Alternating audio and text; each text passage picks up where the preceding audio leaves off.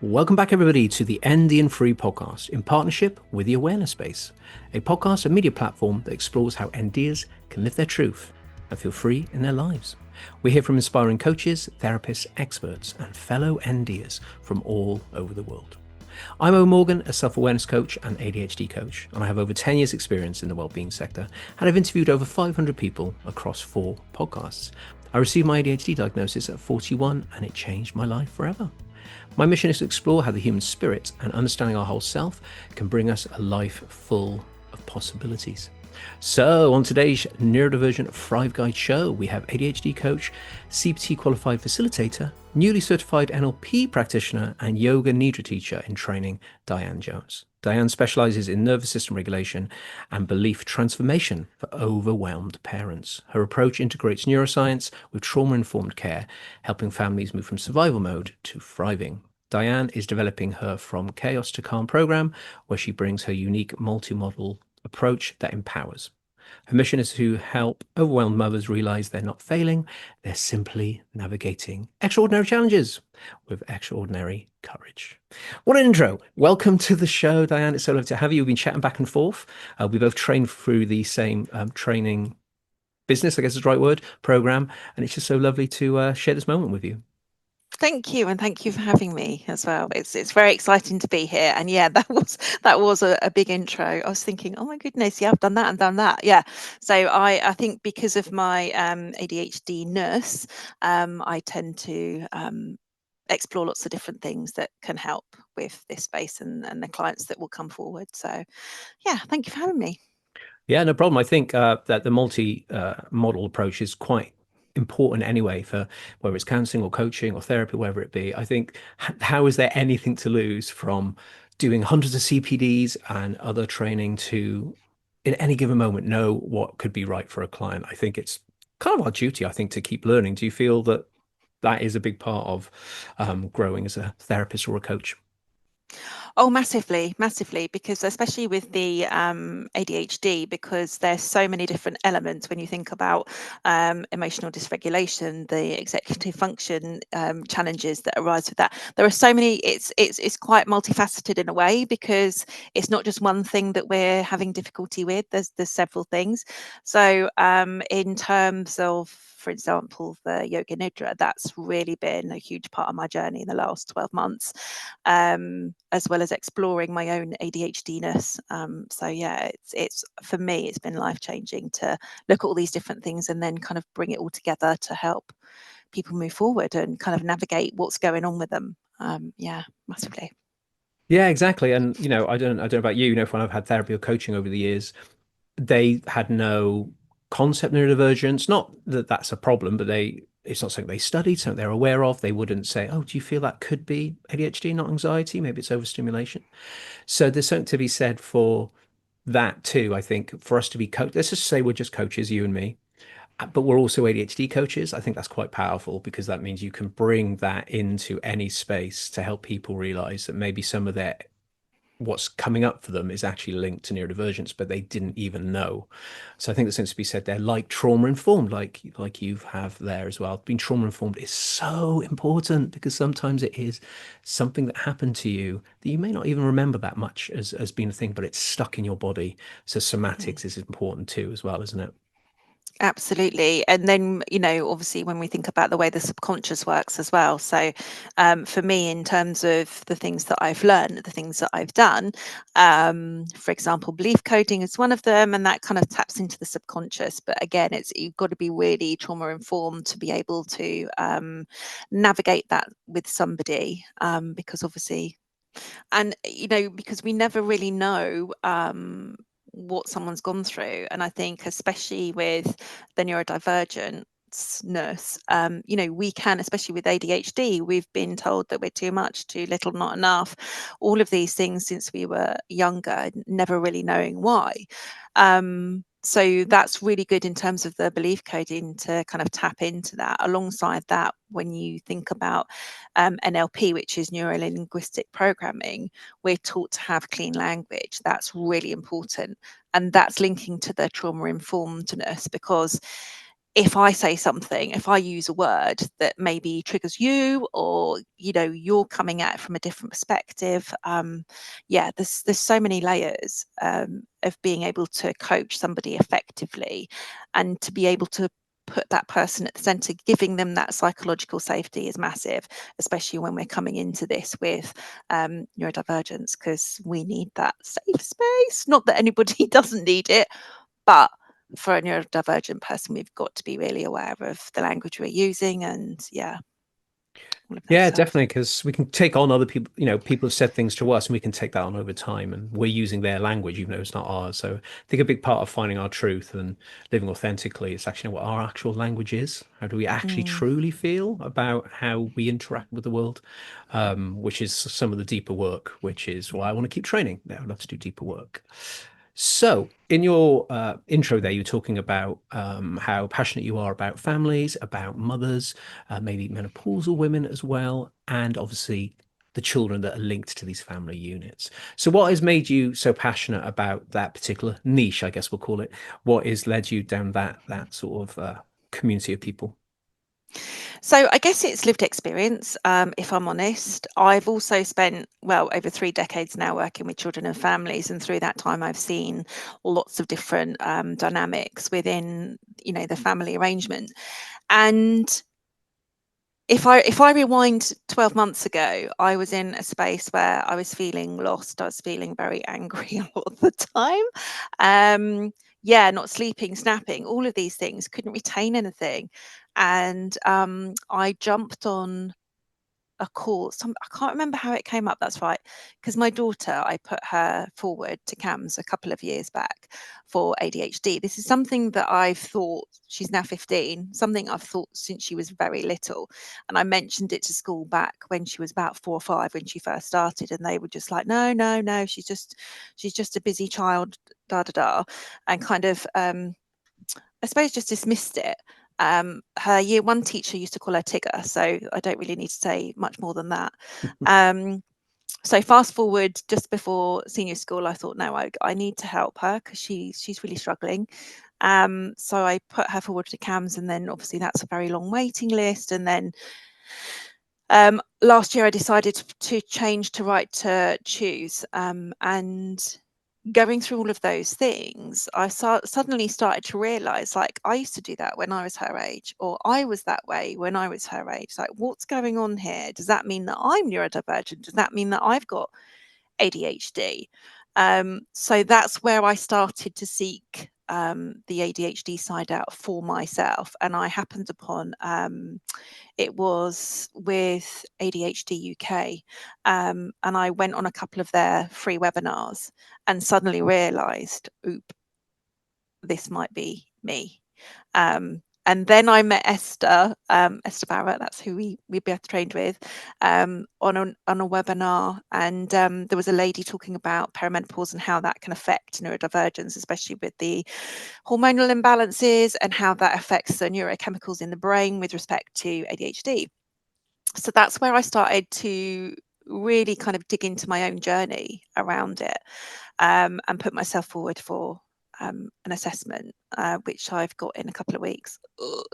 My daughter's now since been diagnosed as ADHD, and I think it's really important because, in terms of the family dynamic, if you've got a parent who's neurodivergent and a teenager who's neurodivergent, if that parent, me, single parent, navigating the perimenopausal craziness, and then you've got a teenager who's also, hormones are going all over the place, with both with potentially neurodivergence, put that together, it's a crazy mix. So that's where I came to the point where I was thinking, there's got to be something else that can help people. There's got to be some more support. It's great that ADHD UK offer these free webinars. I say free, actually you need to donate, but you can donate as little as like 1p, I think it is. But the more information I gained, the more I started to realize, oh, this makes a lot of sense now for me as a person. I now understand I know I haven't been diagnosed yet, but it makes a lot of sense to me as to how I react to things, or how I perceive things, or how I internalize things. And it's interesting you said earlier about kind of the anxiety. Is it anxiety, or could it be a form of neurodivergence? Especially in girls, we see them masking a lot of the time. So that's where I'm at, and I thought, no, I need to do something about this. Need to use the knowledge that I've got from all the years, all the decades that I've been working with families, and kind of put it together with coaching, with all of those other things, the Yoga Nidra to help with the emotional dysregulation, all those tools and tricks to kind of really enable people to thrive. Yeah, something you said there that I think is really, really important is that things that we know happen, like menopause, or even for men, for example, with testosterone when you're in your 40s tends to drop. There's these things that naturally happen that we know happen to most humans that exist on this planet. And then you chuck on top of that a neurodivergent body and mind. So let's say we think of quite often on the show, we think of neurodivergence as being all your regulatory systems. So all the systems from the body to your brain, everything don't work sometimes in that most flowing manner. So we're low on dopamine, that's the regulatory system, how it releases hormones, things like that. Then you chuck something else in, which also dysregulates how your body functions in a certain regulation pattern. So you can see how it's menopause mixed with ADHD or even autism to a certain extent can amplify, make it way worse. And it's kind of heartbreaking. I'm seeing that with my partner and a few of my friends now in this age group. The reason I'm saying this is that it's something to be really aware of, I think, as NDers, that they're not two separate things. They can actually combine forces and make things a lot harder, and to have compassion for that and do what we need to do to help ourselves. Because the episode, I think it's 2 episodes from now, Diane, I interviewed, brought back on Dan and Scott, and we were talking about ND as a man in your 40s. What does that mean when you're a father and trying to do your best and all this? But we were talking about testosterone. So I had mine tested. My testosterone is insanely low, as is Dan's. Wow. And it has a humongous impact on energy levels, brain fog. Obviously, sex drive is affected by that. And kind of muscle gain gets affected, and you gain weight around your waist specifically. So it's important for ND men to know it's worth checking your testosterone levels, because it can have a big impact on your life. It's just very similar to menopause, though that comes with way more issues, I think, than we are, because for some reason men just get away with it. A lot of the time we get away with a lot of things. But what are your thoughts there about the amplification? We have to really honor that.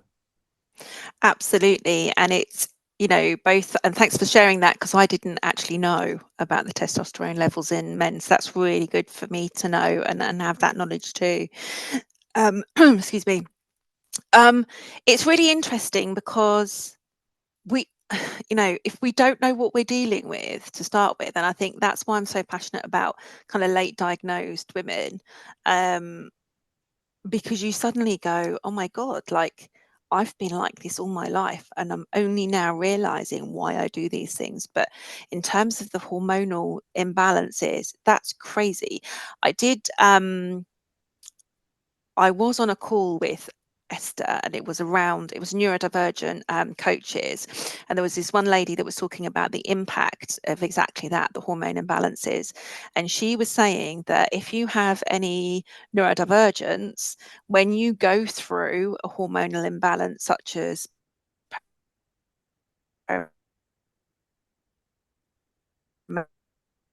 menopause, or now your neurodivergent traits exacerbate by 77%. That's huge. Wow. That is mental, because I mean, when you think about, and I've kind of done a little bit of digging around this, and it makes so much sense. But when you've got so I'm talking about a woman here. So if you're talking about your dopamine levels are already shite, am I allowed to say that, shite? Yep. Go for it.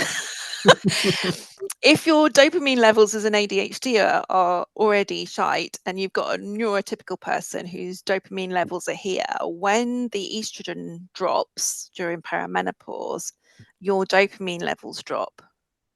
So for a ADHDer, you're already lacking in that dopamine. Then perimenopause hits, and then you're even lower than that. So it's not surprising that your traits then can amplify by 77%. And that is huge when you think about the brain fog, the emotional dysregulation, the procrastination, the executive function skills, everything like that. You're dealing with that from a perimenopause perspective, but then, like you say, chuck on some ADHD and it's just like, oh my God, I don't know how to navigate my life right now.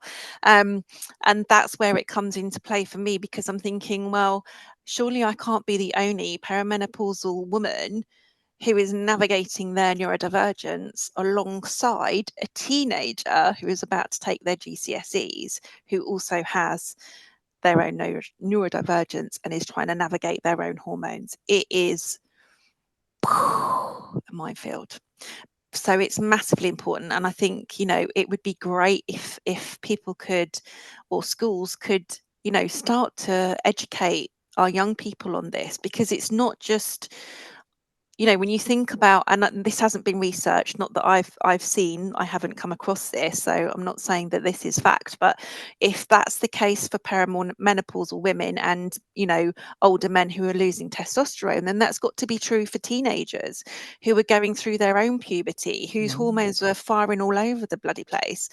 So it's such a huge impact, and it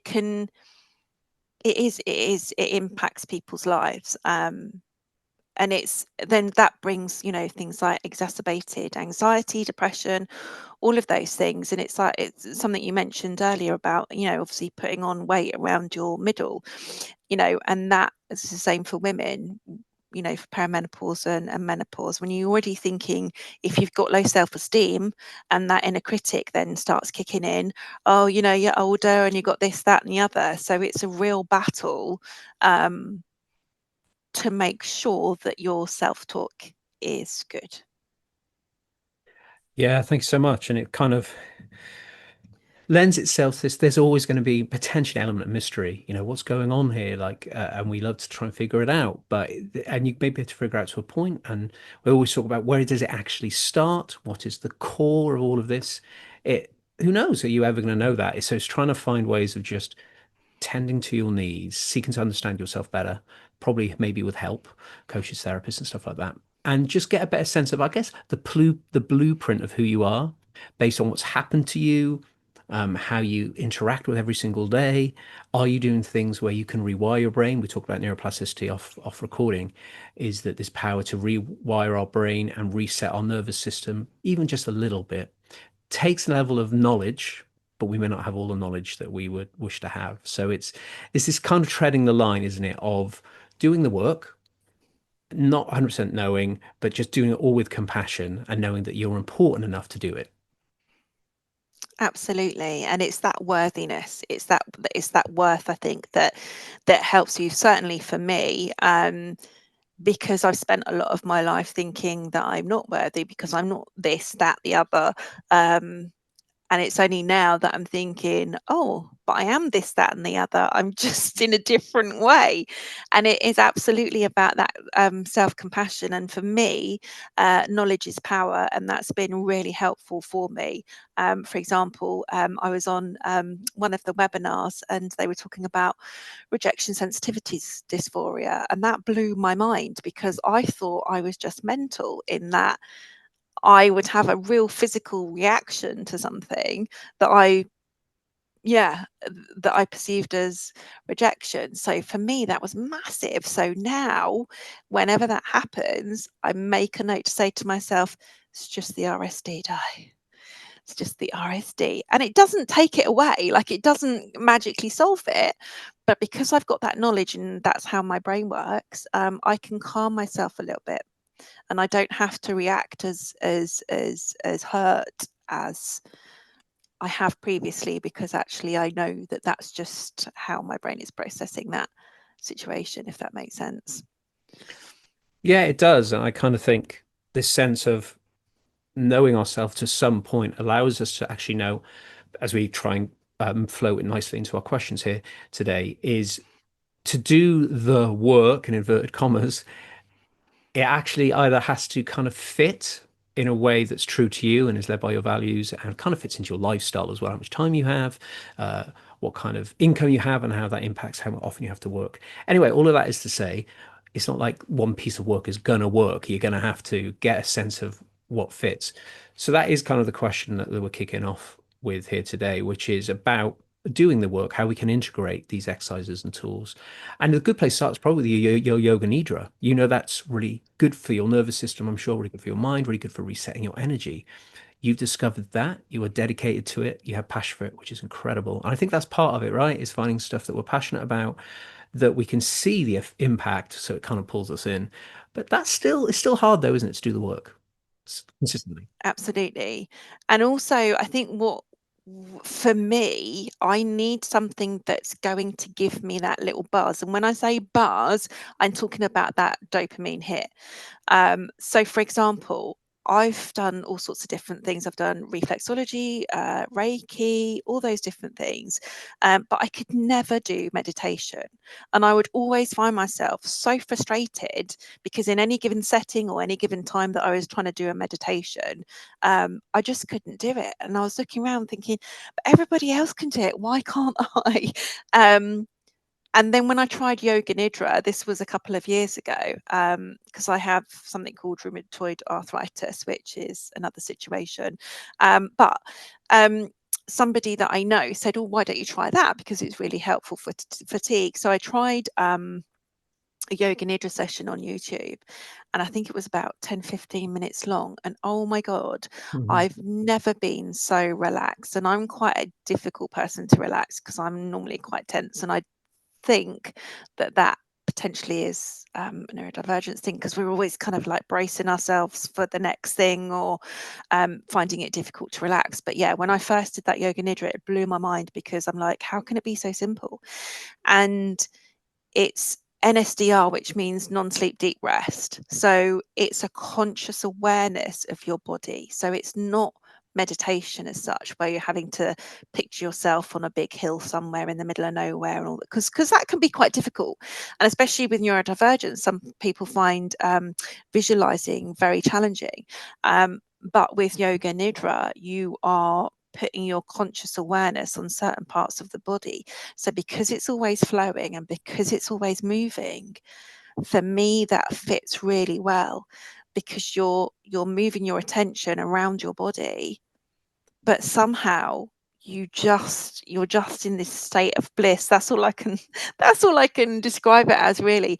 And that's become an addiction for me, but a healthy addiction, which is another thing that's blown my mind.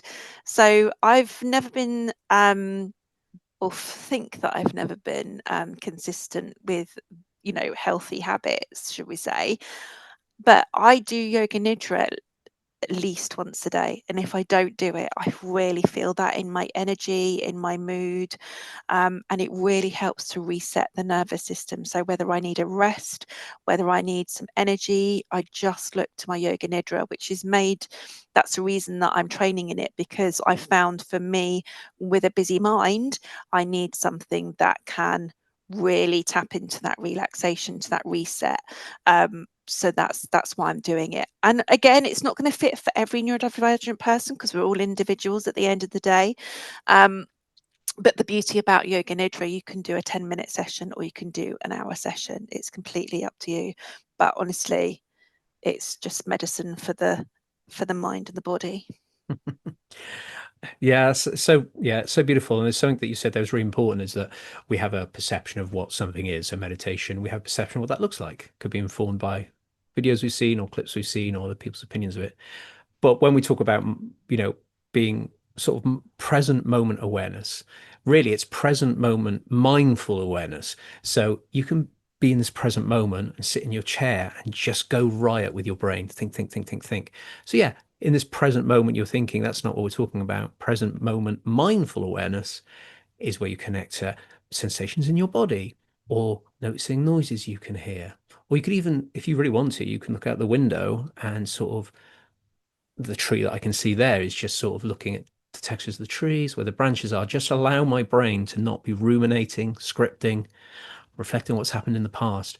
So it can look in all kinds of ways. You could walk down the road and notice your feet as they sort of roll across the pavement, heel to toes, heel to toes.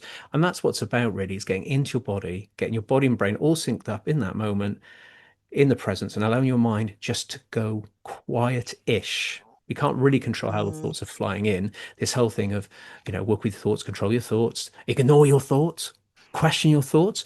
Okay, to a point, but you're still using dialogue. No dialogue. There's a Mm. thought. It will flow away if you bring your awareness back to your feet as you walk.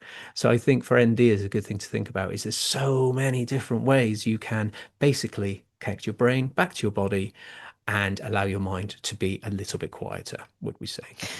Absolutely. And I think I had a conversation the other day with somebody, and I can't remember who it was, and they said, "Oh, I'm always up here in my head." And that was a really good analogy, I think, for me, personally, when I think about my ADHD traits. I'm very much up here in my head. So the Yoga Nidra has allowed me to get into my body and feel what's going on there. Because you mentioned about somatics earlier, and we do, sort of slightly going off topic here, we can store trauma in our body. So movement is really good for that. I, doing my NLP, I've learned to shake things out, and I literally will shake stuff out. So when I'm in my day job, if I've been in a meeting or something's happened that's really stressful, I will walk out of the building and I would shake my legs, shake my head, because it's like that. I don't know if that's the right word, disarming it, because Yeah. it's got to go somewhere. And if you don't shake it out, for me, if I don't shake it out, it then sort of sits somewhere and then becomes something. So, but also wanted to mention too about the Yoga Nidra. It helps to rewire your brain in terms of an intention. So you can choose an intention, and it just helps to set your brain to a different way of thinking. And rewiring is for my personal journey, I love it. I love Dr. Joe, Dr. Joe Dispenza, that is. He talks a lot about neuroscience and rewiring the brain. And I absolutely love it. And I do think, for me personally, with my ADHD nurse, that sometimes it can be quite tricky to do that.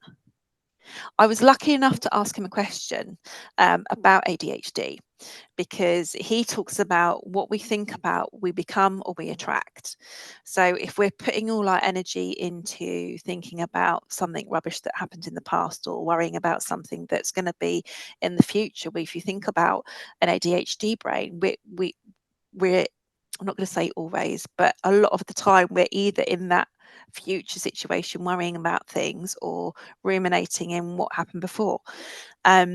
So I asked him the question, how does that work? Or have you got any tips on an ADHD brain to do that more effectively? Because it was something that I was struggling with. And his answer was, firstly, he doesn't believe in labels. He said he doesn't really get into labels. But then secondly, he said, but we can all learn something new. So I think that was him really saying, the more that we make those neural pathways in the brain, and the more that we do something that's different, the more that will become habit, and the more that will become natural. And I think that's where the neuroplasticity has come into play, and I've gone totally off track. No, you haven't. Neuroplasticity and retraining the nervous system, resetting is a good word for the nervous system, can take some deep work in the presence of another, of course. Not that we're pitching, our skills, but just something really important to mention in and around this, because we mentioned this, I think, when Esther was on recently. She came back on for a second appearance, and we were talking about how you can bring things from the outside to get back into your body. So using fidget toys by noticing the textures and the squeeze and the pressure. So you're using an outside tool to bring your awareness to your hand, and you're not trying to bring awareness to your hand. You bring awareness to the sensation under your thumb, so to speak. So you can use outside forces like massage guns, like I have, which pump very, very fast and cause your muscles obviously to vibrate. Good luck your body not noticing that. So you're going to notice, oh, there's a vibration in my bicep from the massage gun. So if you are really struggling to use your inner experience to become mindful, so noticing your feet hit the floor, you may need to use your internal awareness of your emotions and your sensations. that can be difficult for those neurodivergents. So Hmm. using something from outside of yourself to make contact with your body, which is why squeezing for so many people can be quite powerful. So squeezing your arm, especially if someone else does it in a massage context, squeezing is a great way to get your voice to go, oh, and then yawn and then release energy because there's a squeeze being created. So sometimes outside in can help us reset in.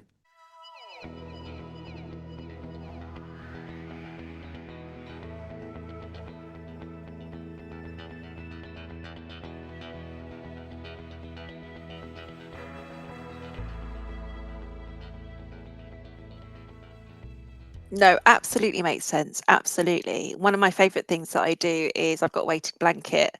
We've all got weighted blankets in this house.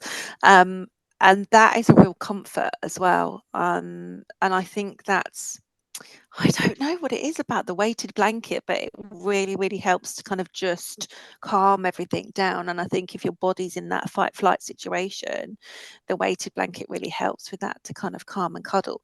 I also have an Udi. I don't know if you know what an Yeah, Udi Udi. is. Yeah, yeah. And I live in those in the winter because, again, it's that feeling of a kind of softness. You can kind of bring it in so it's kind of tight around your arms, things like that. Um, but yeah, absolutely, it is, like I say, Yoga Nidra isn't for everybody, but for me, it does work. Yeah. Yes, my partner's as mum's been doing it for 30, 40 years, and she Oh, absolutely wow. so it helps us so much, and it's become something that is a big part of our life or her life. And I say our life because I was about to go into this bit about once we get a sense of what we need, sometimes that's the most powerful thing. What does my body need right now? And you've tried lots of things over the recent times of you practicing different stuff. Then you're like, oh, it's that, or it's this, or it's that.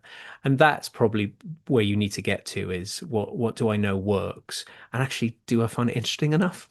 Because I can give you six things you can do, but if you are not interested, you ain't not going to do it. And with PDA, they call it pathological demand avoidance. No, thank you. It's pervasive drive for autonomy.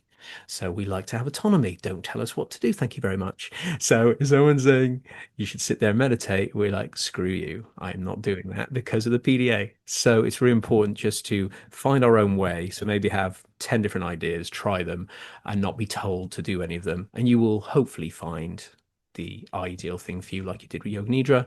For me, it is quite similar, really. So I need no sensory input. So I need device is gone, low lighting, bring the blinds down.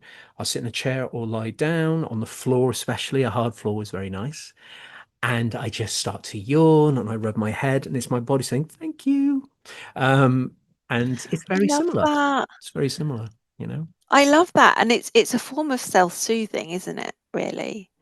And I love that you do that, and I love that you said that your body's saying thank you because, yeah, that's really when you think about all the nerve cells that are in the skin especially, um, yeah.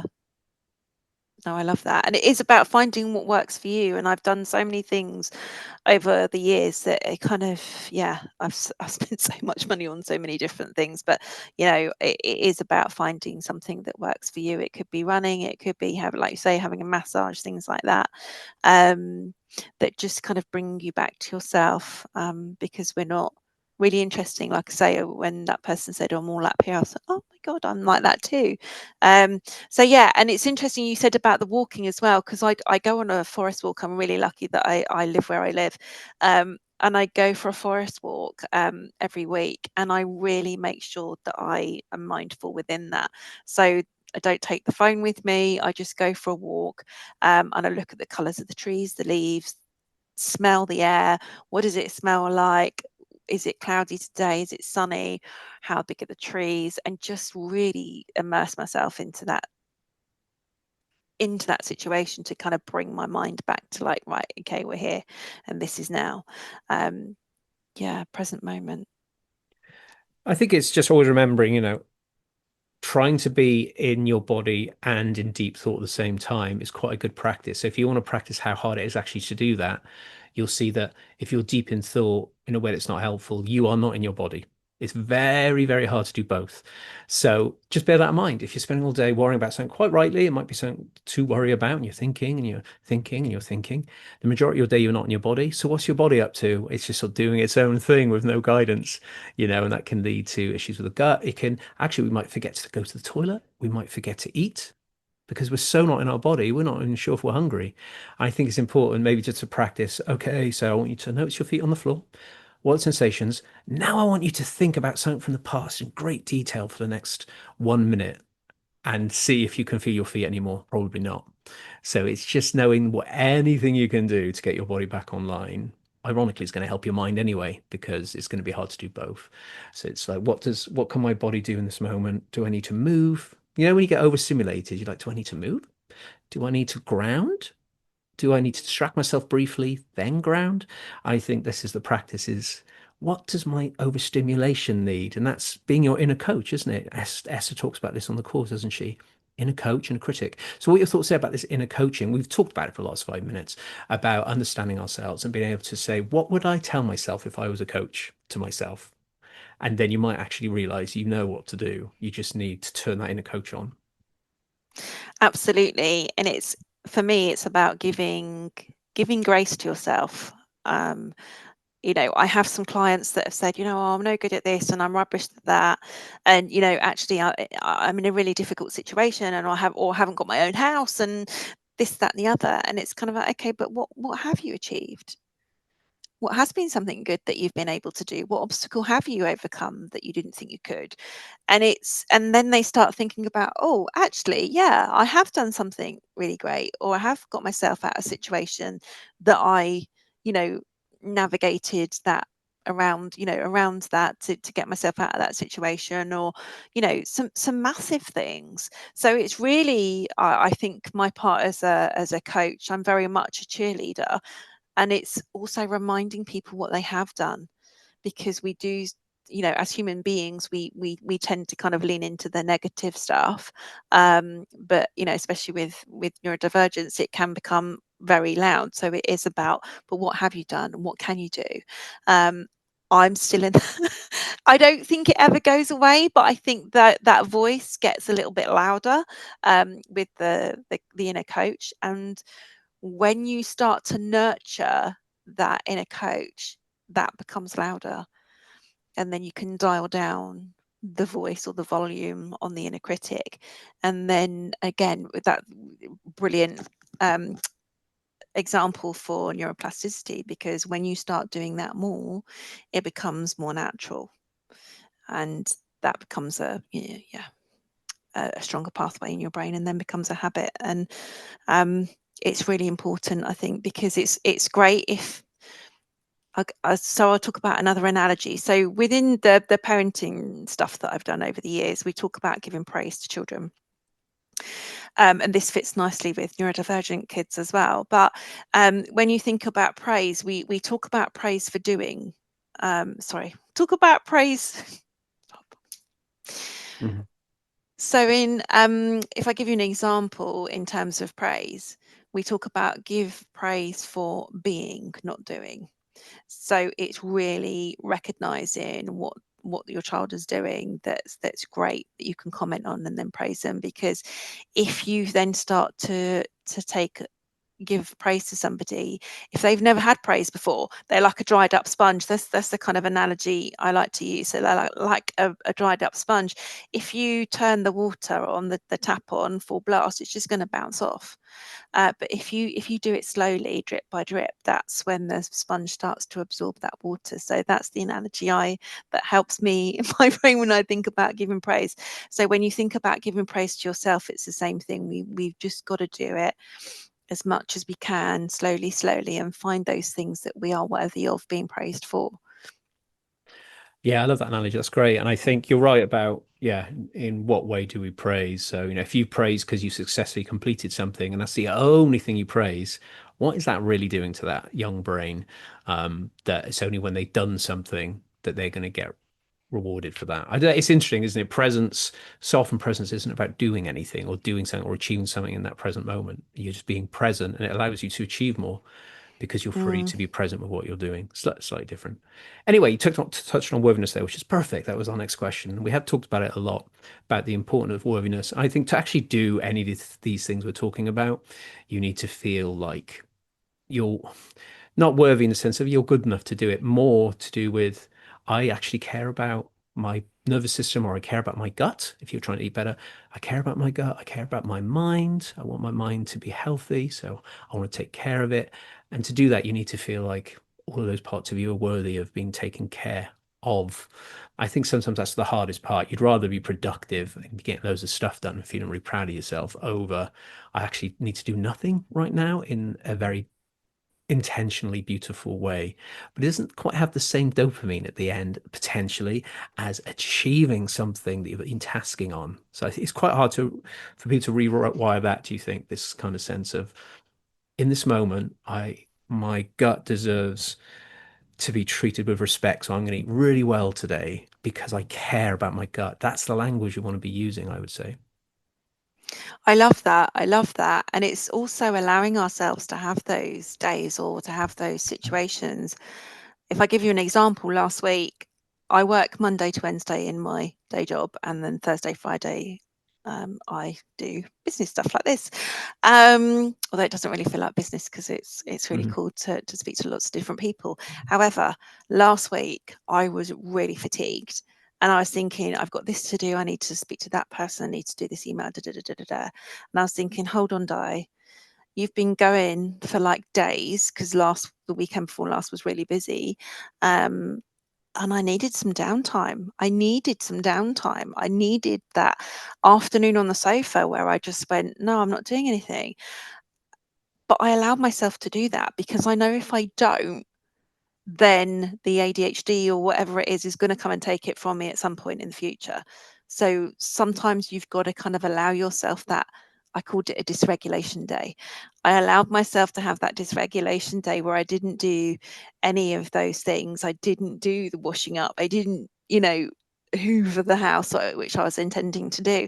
Instead, I sat on the sofa. I did a yoga nidra, which wouldn't come as a surprise. And I slept. I slept. But because I gave myself permission, it was okay. And I'm glad that I did because then, I could pick myself back up again on Friday and Saturday. And then I had another kind of dysregulation day on Sunday.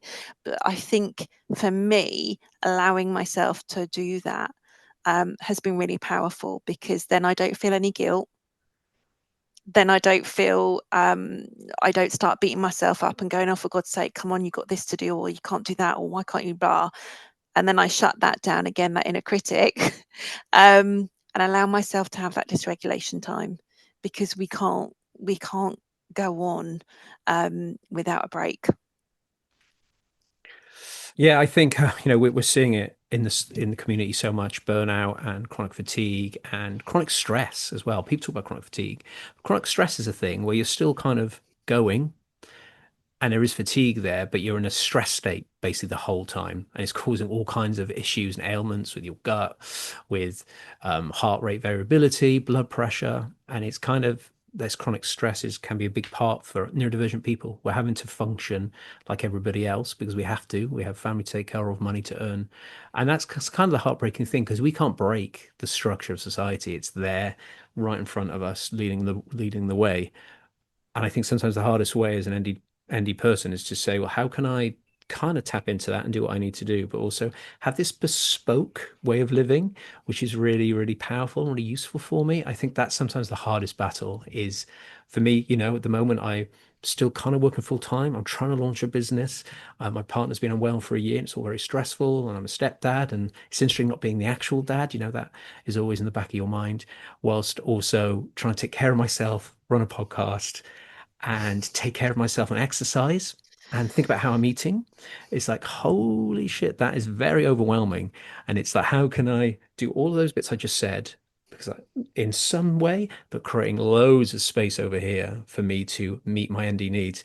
It's hard, guys. I'm not here to say it's easy. It's not. It's really, really tricky, but you kind of have to do it. Otherwise, you're just going to be burnt out. You just have to be so creative trying to figure it out, and maybe you need help with that.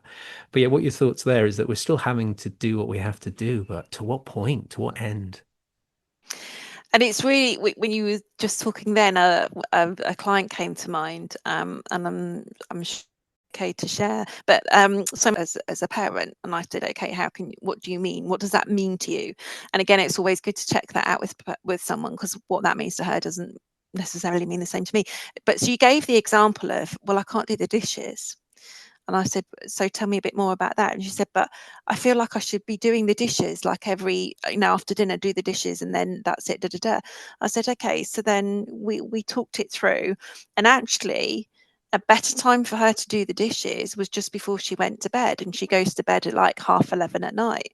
So it's like, okay, so how would it feel doing the dishes at 11:30 at night before you went to bed? And she was like, but that's really great. Okay, so is that okay? She's like, but I think I should be doing it the other. Okay, but if we are doing things because we think we should still do the job and get the job done, we just might need to do it in a different way that serves our brain, that serves our body. And I think that's true for everybody, actually. We just talked about, the kind of the society out there, and that kind of leads me into the whole school thing, but we won't go there because that's a different conversation for a different day. But yeah, why can't we do the dishes at late on at night? Why do we have to do them at 6 p.m.? So it's again allowing ourselves to have that grace of, I can do it.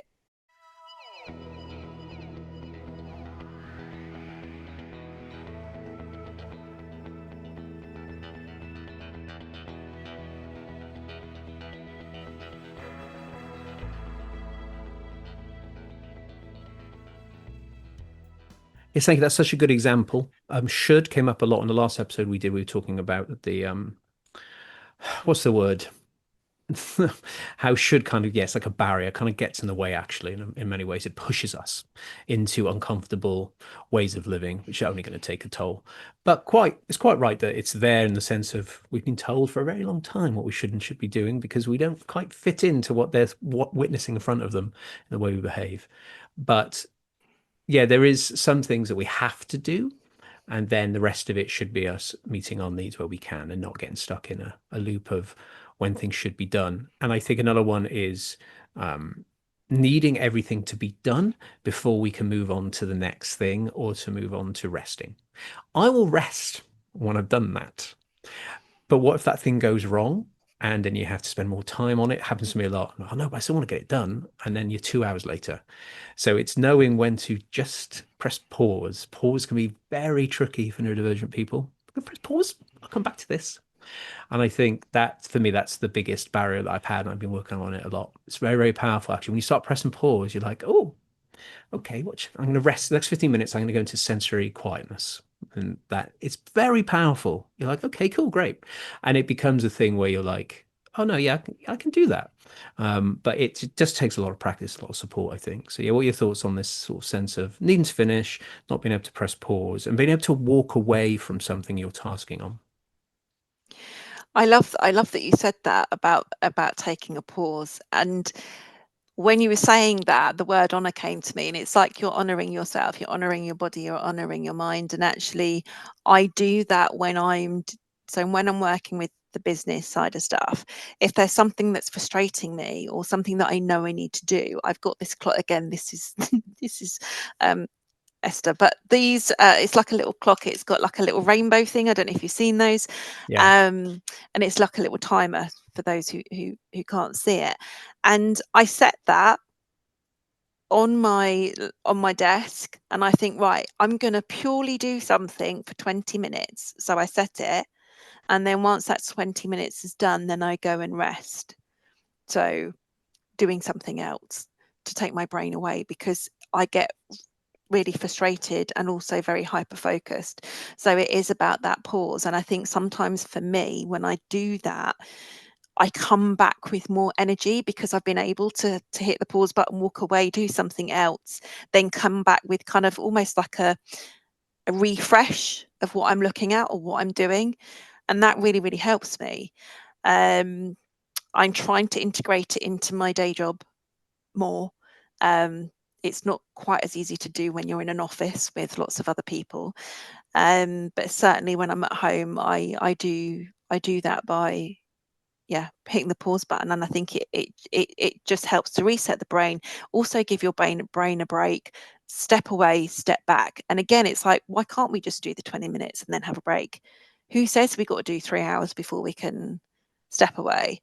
Okay, that might be what we what we think we should be doing should comes up again. But yeah, it's incredibly powerful. Yeah, powerful pause. Love that. Yeah, I love that. And I'm going to show you my wind-up clock, but mine has space stuff on Ah, you rather got than a space rainbow. doodles. Love Interesting. I it. don't Love know. it. Maybe I thought, well, that's less childish, but actually, that's a very childish animation. So, I um, know, but I like that, and no, I that's like the that a thing. lot. It's about colors. It's about brightness. It's about things that give you that little bit of buzz. Yeah. For me, that works. So when I've got to do something, um, writing annoys. I love writing, but it also annoys me because it takes so much time. So what I do, I have like a load of colored pens, so I make whatever it is really bright and colorful so that it draws me in. It gives me that little bit of dopamine, but it means that I can get the thing done. Also it looks pretty, and it gives me a little bit of Yeah. dopamine here. So Yeah. whatever you can find that works. Yeah, how can we make something more interesting based on what we find interesting about something else? I know, like like you said, bring something in to anything. I mean, there's loads of different ways you can hack things. It just you just need to know how to start implementing them, and again, maybe need help with that.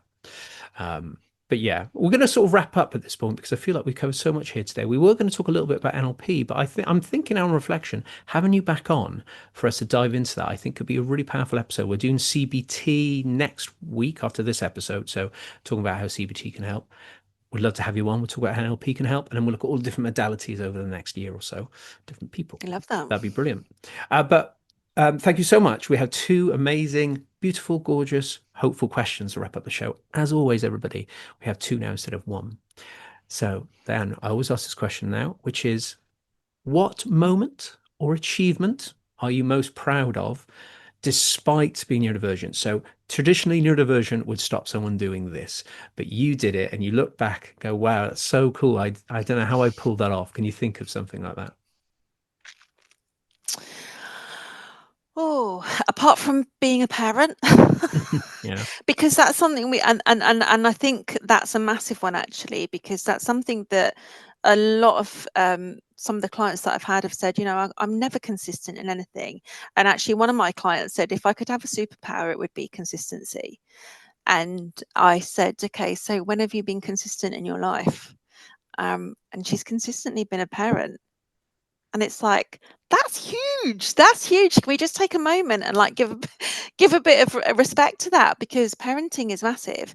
So yeah, that's my hugest, is that even a word? That's my hugest achievement. But in terms of things that I didn't think I could do, if I give you an example, last year, because I'm a big Dr. Joe fan, I think you might already guess that, Mhm. and he was doing a conference over in Basel in Switzerland, and I thought, I'm going to make my own opportunity and go and see him.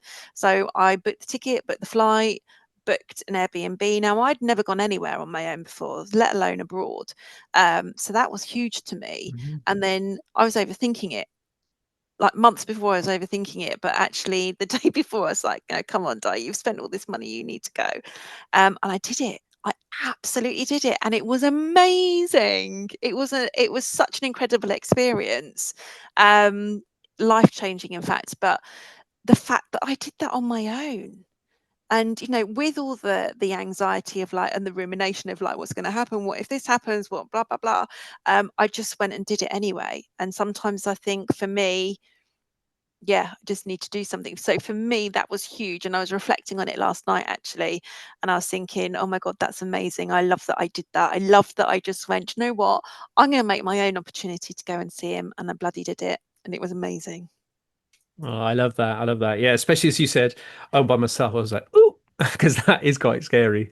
Sometimes it's nice to have some moral support with you on the journey. But obviously, it's something you really, really were passionate about and you really, really care about and wanted to learn. So I guess they help us over the line, I suppose. But this is, why we talk about it, Dan, because a lot of people when they get like late diagnosed, they kind of reflect on what they haven't done and just feeling so sad that their life never fully got going because of it. But I really encourage everybody listening to do it as an exercise. Maybe every so often, every couple of weeks, think of a new one. What did I? Oh my God, I can't believe I did that.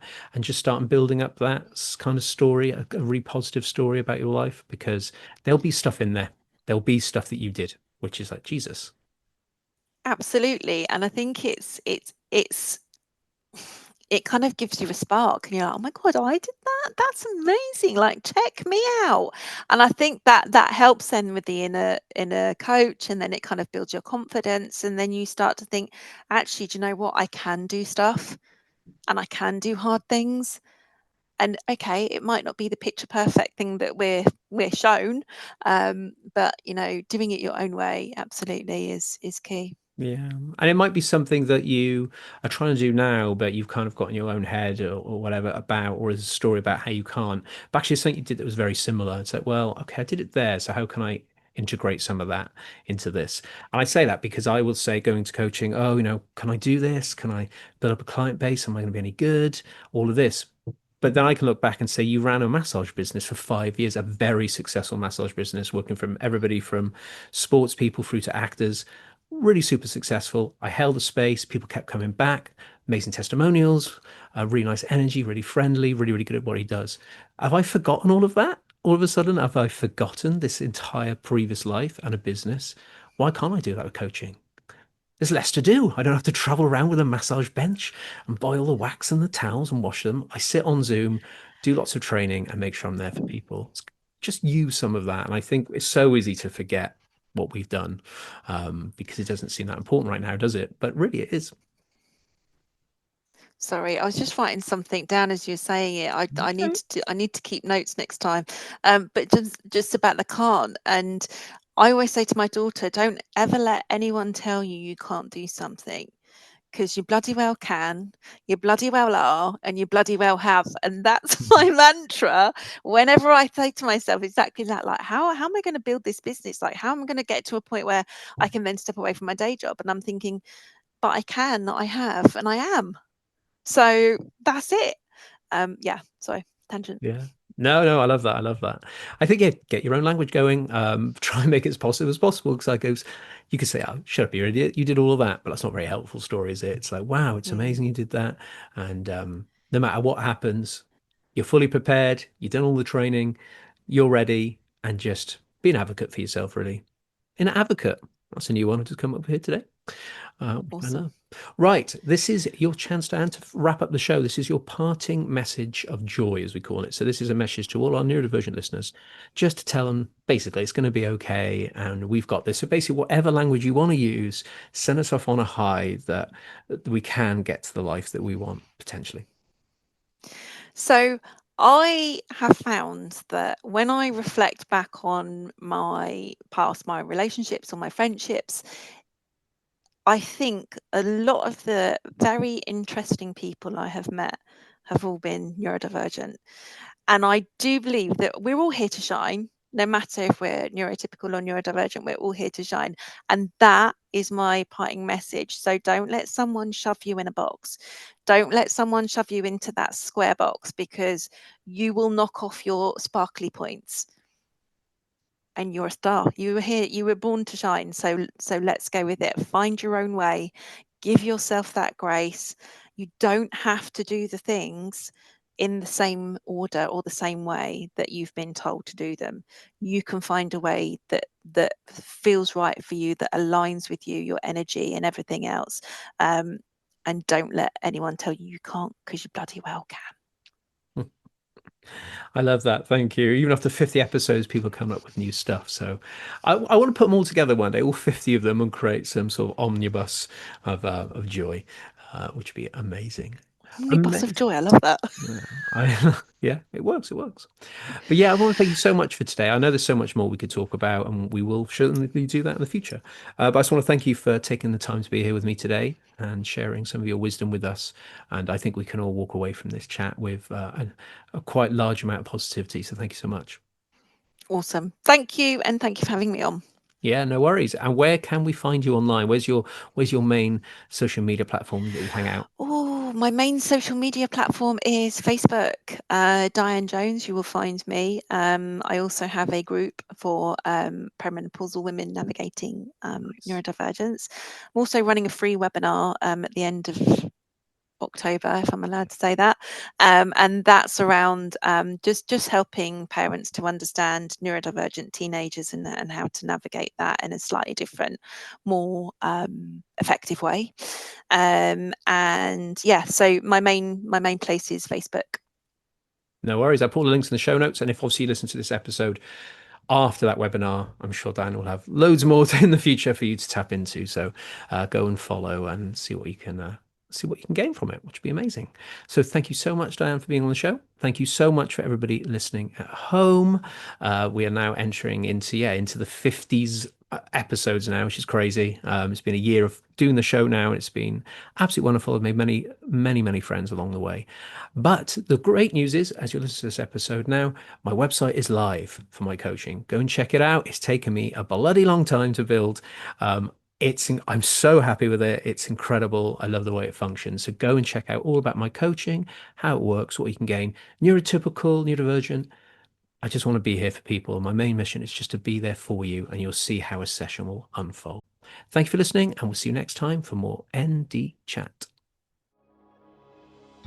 ND and Free is in partnership with Anque Mushroom Gummies.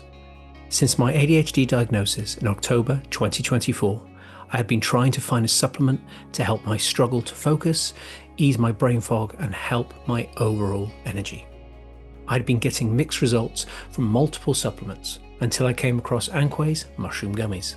So I removed all other supplements and began to take 2 of the delicious tasting gummies each morning after eating. By the 4th week, I really started to notice I could focus for longer and my brain fog wasn't anywhere near as bad. Naturally, they may not work for everybody, but I feel it's my mission to at least let you all know about these gummies. They include 10 functional mushrooms within them, including lion's mane, shiitake, and turkey tail mushrooms. With their non-GMO, gluten-free and filler-free gummies, they offer a tasty solution to an ND brain. You can order one-off pouches with 60 gummies inside or sign up to the discounted monthly bundles. Best of all, if you use my code ONM15, you'll get 15% off your order. Visit www.anquay.com. That is www.ankhway.com.